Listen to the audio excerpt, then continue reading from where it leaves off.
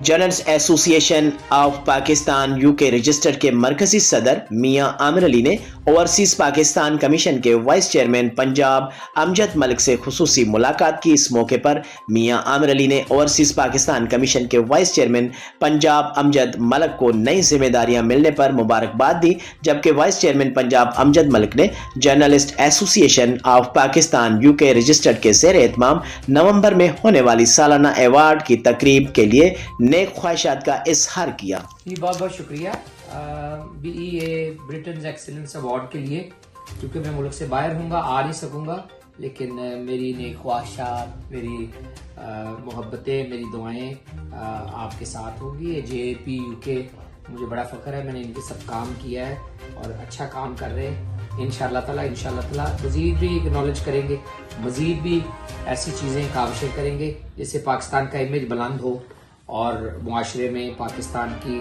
अच्छाई जो है वो उजागर हो। तो आपका बहुत बहुत शुक्रिया। ये एडवांस में करके जा रहा हूँ ताकि पैनल के साथ साथ मेरी भी जो है सपोर्ट मेरे दोस्तों भाइयों के साथ।